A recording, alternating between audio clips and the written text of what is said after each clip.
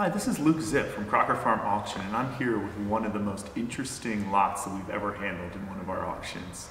It's a pair of stoneware vases with incised decoration, just beautiful objects in and of themselves, but really the story of these objects is what makes them so exciting. Very few pieces have we ever handled that really capture in one lot so much of the story of American stoneware. So these pieces were made by famed potter Henry Harrison Remmey, or Henry Remmey Jr. in Philadelphia.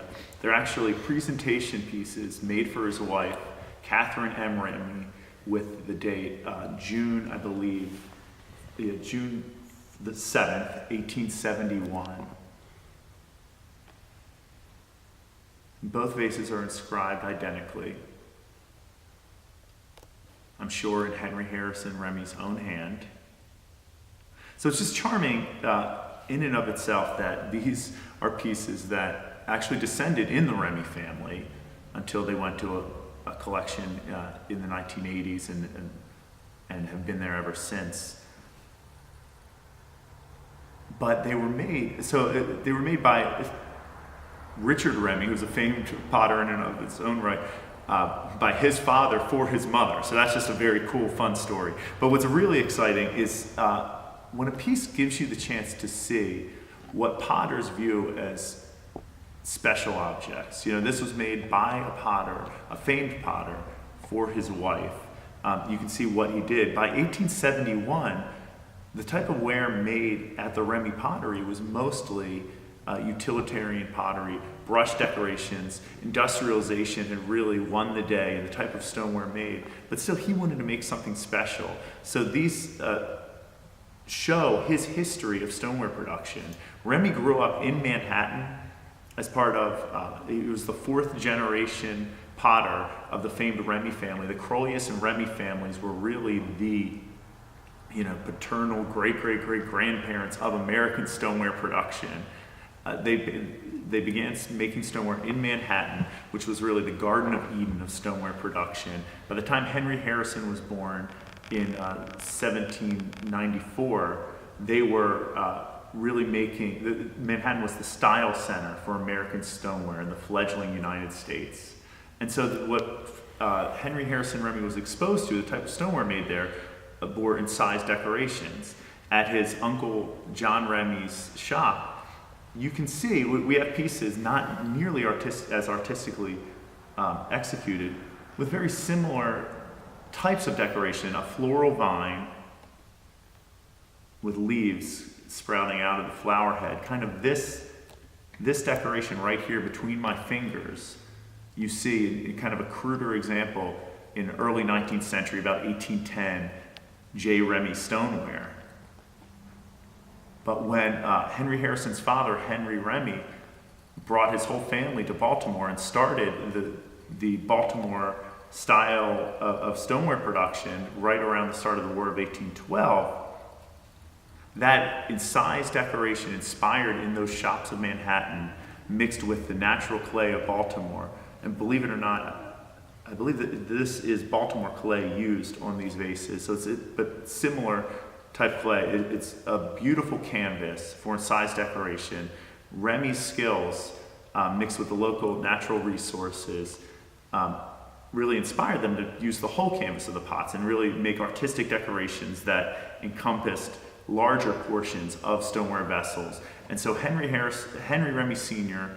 and his son Henry Harrison were known for making their special pieces would have incised floral motifs or incised bird motifs, sometimes combining both of those. And so Henry Harrison, when he worked on his own right at a merchant shop in Baltimore in the 1820s, would make decorations identical to this. This floral vine, and see, in Manhattan, a lot of the incised decoration lacked this detail. You can see a very deft, skilled hand, not only skillfully outlining a leaf, but then adding vein detail on all of these leaves. Not only skillful outlining the flower head, but then adding details to the petals as well. I love stoneware because it's something that it's a medium that was found in every household. It was necessary.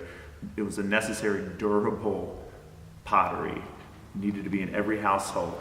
But the most skillful potters and decorators could make this very heavy, durable medium of salt glazed stoneware into a canvas for artistic expression, and that's what Henry Harrison Remmey could do. So he went, just like his father started the style, was really the innovator for the Baltimore style of stoneware. Henry Harrison went to Philadelphia in 1827, and he started the pottery there that would last well into the 20th century. He was an extremely influential potter in his own right. I mean, really one of the top 10 most influential stoneware potters in America was Henry Harrison. He went to Philadelphia, and he, like I said, embraced mass production and industrialization, made hundreds and thousands of stoneware vessels. We sell many beautiful vessels made at Henry's shop in Philadelphia. He eventually turned over the reins to his son, Richard Clinton Remmey. And by the time these vases were made, Henry was an elderly man. He was born, like I said, in 1794, so he was 77 years old when these vases were made. He made them for his wife, Catherine N. Remmey, née Bolgiano. She was the daughter of bakers in Baltimore. It's a charming story. She was elderly as well when she received these as a gift. But he wanted to make something very special, so he wasn't making the type of stoneware that he normally made in Philadelphia. He harkened back to really 50 years before the style of stoneware, the incised decorations he was making in Baltimore. He threw forms, vases, which are unheard of. I've never seen another pair, let alone a single vase in stoneware by a Remmey. And then he decorated them with this skillful floral vine motif, and he made them for his wife. And it's a charming story. They survived in the family. Unfortunately, Catherine, his wife, did not survive another year after receiving these as a present. So it's just a very beautiful picture. Several years later, Remmey still potted at his son's pottery in Philadelphia, and according to his obituary, he actually passed away potting at the wheel. And so he was somebody who was just so tied into the American stoneware story in Manhattan, in Baltimore, in Philadelphia, and he potted literally until the day he died. These are just beautiful vases, immaculate condition, really museum quality pieces that have such a beautiful story to them, and we're thrilled to offer them in our October 28th Stoneware and Redware auction.